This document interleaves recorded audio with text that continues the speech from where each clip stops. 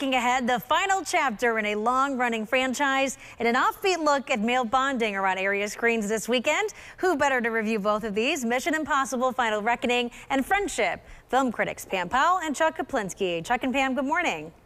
Good morning, Alex. Good morning, Chuck. How are you? You want to respond? I'm great. How are you? I'm doing well. I'm doing well. Just want to check in with both of you because you're both so great. So let's start off with Mission Impossible. Now, Chuck, I hear you have a different take than Pam on this movie, so go ahead. And that's surprising, but I don't think our takes are that different, just maybe a different levels of enthusiasm about Mission Impossible: The Final Reckoning. And is this the final Mission Impossible film? Well, of course, the door is open there at the end, but if this is the last one, well, they're going out on high style. And this does play initially during the first hour as a greatest hits of Mission Impossible. We get multiple flashbacks, multiple references to the previous 7 films. And it is kind of to give praise to Christopher McQuarrie and Tom Cruise, but it also does help the plot. Because one of the cool things about the movie is that they try to tie in things from all the films, especially the first one. There are surprises along the way. Characters you thought you weren't going to see again suddenly pop up. And there you see Tom Cruise as Ethan Hunt, and guess what? He's got to save the world. Yeah. Angela Bassett now is the president, not the leader of the CIA, and things get real complicated. I watched all the other Mission Impossible movies since Friday to get caught up, and my son was watching one with me, and he says, I can't keep track of who's a good guy and who's a bad guy or what's going on. And you might find yourself asking that same question with this, and I'll give you the same advice I gave him. Don't worry about that. Just follow Tom Cruise.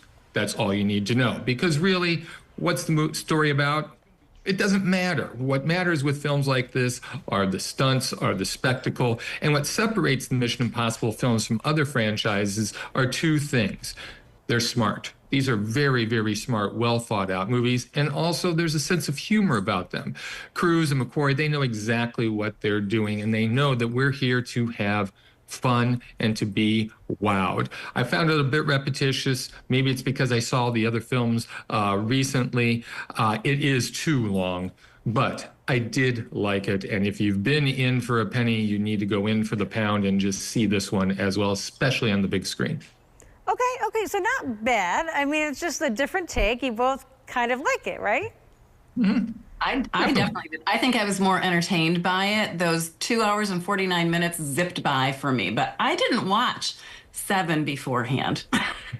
Well, Chuck's dedicated. What can I say? He is so much more so than I am. No, not a knock to you at all. Let's start with friendship now, Pam, because your friendship's beautiful, but how's this movie?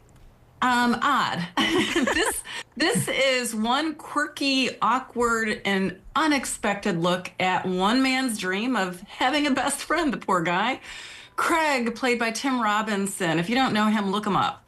He isolates himself with his own weird oddities, and we see that his marriage is in trouble given the strange dynamic between Craig and Tammy, played by Kate Mara, as well as her interactions with her teenage son. I'm not even going to go there. Austin, then they have a new neighbor that moves in, Austin, played by Paul Rudd, and he happens to be a local television weatherman. And he's hip, and he's cool, and he has a kind heart as he attempts to take Craig in. But like I said, Craig is odd, and he is truly his own worst enemy. He crosses boundaries that really make you cringe, and then somehow he elicits this empathetic sadness, and you want to understand his needs, but you also want to slap him across the face when he pushes those boundaries because they're beyond that bending point.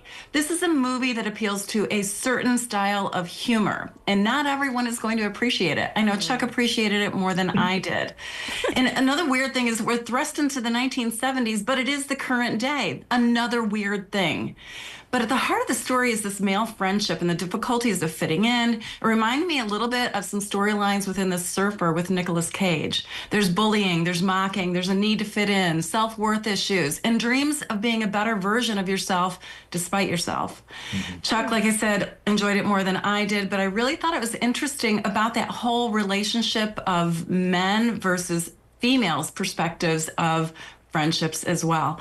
Interesting movie. I would recommend going to see it, but know that it may not appeal to your style of humor. Okay. You know, that's honest. And honestly, this might not be for everybody. That's like any movie ever made, right? Some people like it, some people hate it, and that's why we have you guys, so we don't have to waste time with the bad ones. There you go. Yeah, this is a movie for men. I think men are going to appreciate what's going on more because it really does delve into male relationships. Okay, I like that take. Where can our viewers go if they would like even more of your guys' reviews? You have so many things you guys do. Well, of course they're going to want more. Real Talk with Chuck and Pam. That's REEL, talkwithchuckandpam.com. Interviews, reviews. I've been telling Pam she needs to throw recipes up there. All sorts of things. Anything you need about movies, go there. Yeah, maybe movie snacks. That'd be fun. Yeah, I got you covered. Yes, you do. Chuck and Pam, it's always a pleasure, and thank you so much. I'll have to check both of these out and get back to you. Great. Thanks, Alex. Have a great weekend, you guys.